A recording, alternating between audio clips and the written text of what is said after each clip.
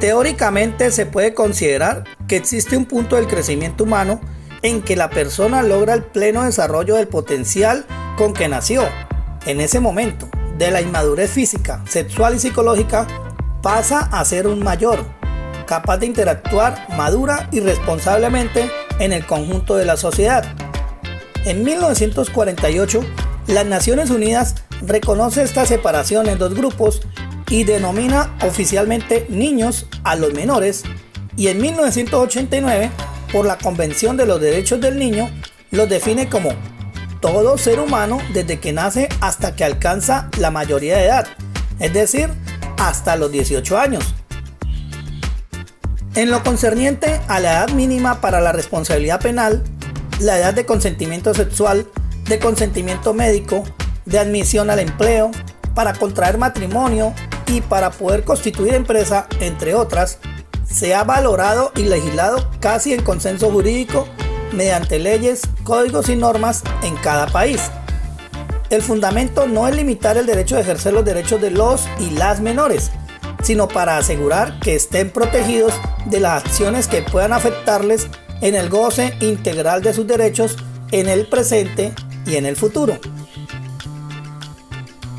Al llegar a los 18 años, las personas son incorporadas formalmente, sin mayores ceremonias, a la sociedad civil mediante algún tipo de identificación oficial que les reconoce su estatus de mayores de edad hasta el fin de su vida y les permite gozar del pleno de sus derechos como ciudadano, responder por sus actos ante la justicia, participar en la defensa nacional, participar como parte de la población económicamente activa, a excepción de los que siguen estudios profesionales y técnicos, participar en las actividades sociales y políticas, y unirse en matrimonio y formar una familia. A continuación veremos cuáles son las principales etapas de la vida que definen cómo nos comportamos, cómo percibimos la realidad y cuáles son nuestras necesidades.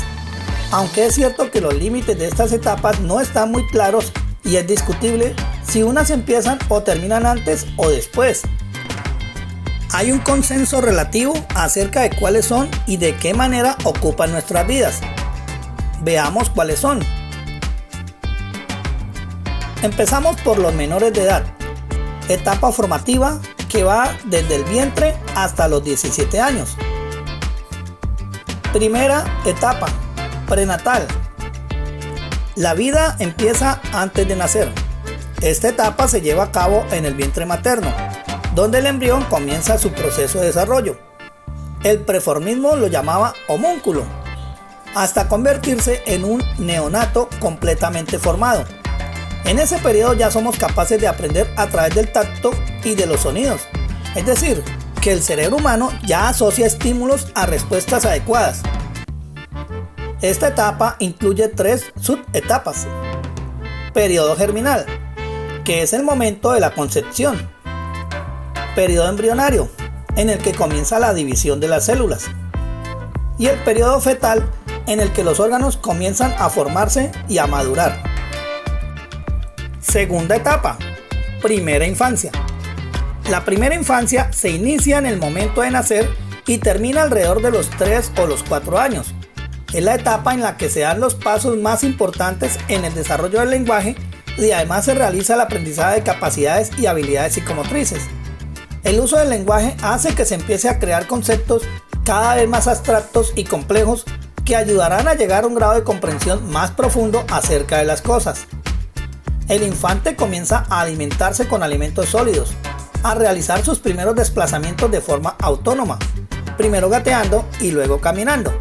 Se pronuncia las primeras palabras y hay mayor interacción a través de actividades físicas simples. Tercera etapa, niñez temprana. Esta etapa de la vida es la que más o menos va desde los 3 a los 6 años. Por eso se la define también como etapa preescolar.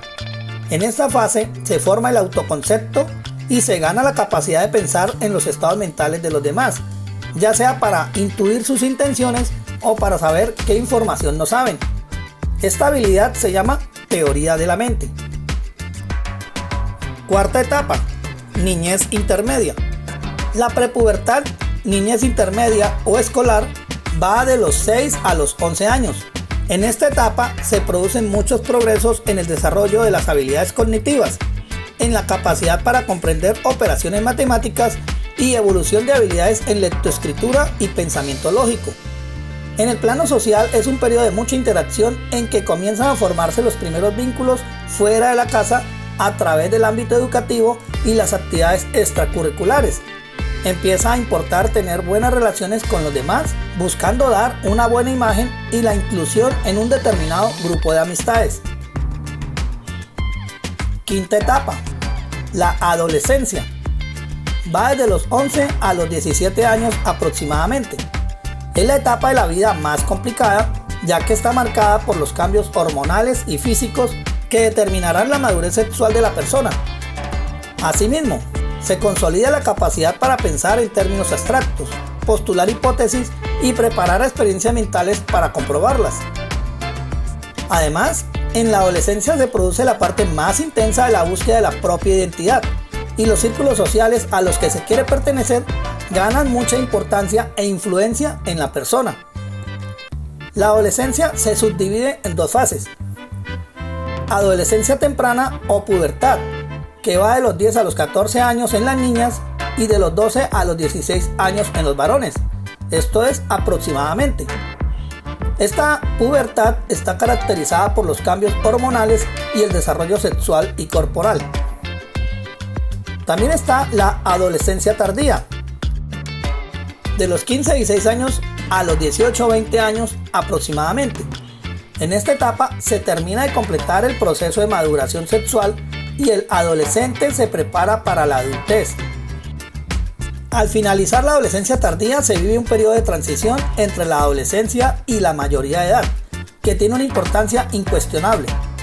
En síntesis, por las características de esta etapa de la vida, por la marcada formación, crecimiento y desarrollo, se le ha denominado etapa formativa.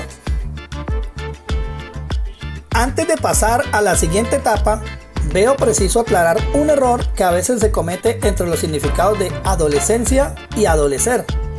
Etimológicamente, el verbo adolecer procede del latín dolescere, verbo incoactivo de dolere, doler, que como se ve, nada tiene que ver con adolescente. Adolescencia, que proviene del verbo latino adolescere, significa crecer. Adolescens significa el que está en la etapa de crecimiento. Por el contrario, el participio pasado de adolecere es adultum, el que ya está crecido. Ahora veamos el grupo de los mayores de edad, es decir, de la etapa laboral, que va desde los 18 años hasta los 64. Etapa de la juventud, adulto joven o primario. Esta etapa va aproximadamente de los 18 a los 35 años. Aquí se produce la consolidación de los círculos de amistad más duraderos. Tiene un alto grado de emancipación, de modo que ya casi no depende de los padres. Empieza a generar sus propios ingresos y pensar en su futuro con mayor seriedad. El individuo puede carecer aún de madurez emocional.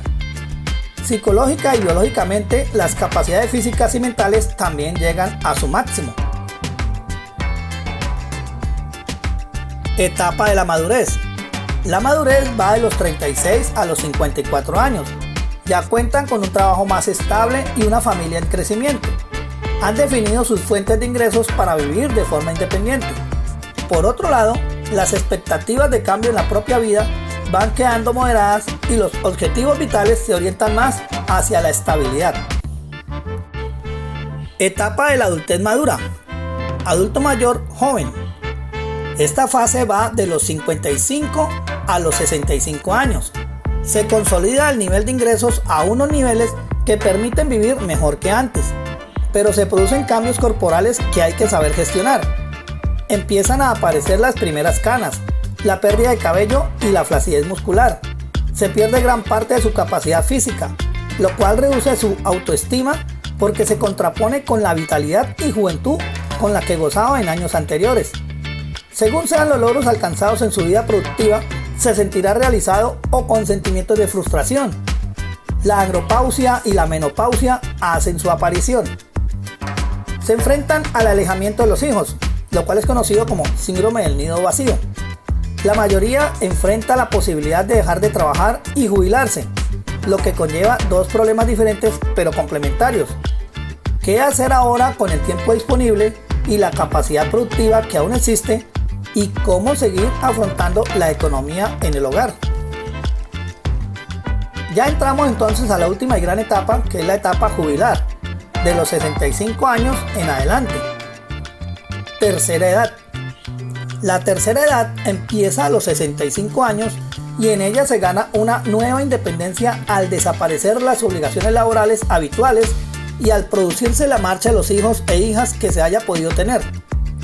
Esta etapa se caracteriza por el deterioro progresivo de las capacidades físicas y cognitivas.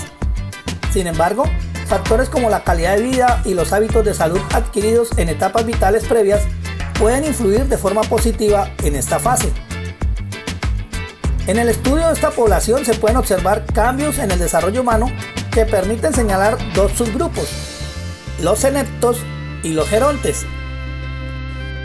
Los senectos son los adultos de 65 a 74 años. Este término es sinónimo de vejez, por tanto significa ancianidad. Sin embargo, el término senecto se confunde con senilidad, término que es una categoría psiquiátrica y designa una enfermedad mental. Debido a esto, existe una discriminatoria serie de prejuicios acerca de los envejecentes, en cuanto a que son pasivos, sin vigor, enfermizos, no pueden seguir aprendiendo, y por esto la sociedad tiene una actitud de indiferencia y abandono para con ellos. Los senectos son personas que tienen experiencia dentro del campo laboral en que se han desempeñado, entre otros aspectos de la vida. Es decir, son personas valiosas socialmente, pero requieren nuevos entornos y nuevas respuestas sociales a sus necesidades. Las necesidades encontradas dentro de este subperiodo lleva a dividirlo en dos subgrupos: los senectos primarios, de los 65 a los 69 años, y los senectos intermedios, que van de los 70 a los 74 años. Por extensión y solo para los miembros de esta categoría, denominamos este subgrupo la edad dorada. Los gerontes. Considerando una disposición social que empieza a tener vigencia, determinan que al cumplir los 75 años deben dejarse vacantes los cargos sociales, por ejemplo, la jerarquía eclesiástica, razón por la cual se ha reconocido la división de un nuevo subgrupo, los gerontes, que son los ancianos mayores de 75 años, incluidos los nonagenarios, que son los mayores de 90, y los centenarios, que son los mayores de 100 años. El actual modelo social no favorece el reconocimiento de la experiencia y otras habilidades individuales que se logran con el paso de los años, y ya pasaron las épocas en que los consejos de ancianos eran fundamentales para la transmisión oral y para el consejo general a la comunidad.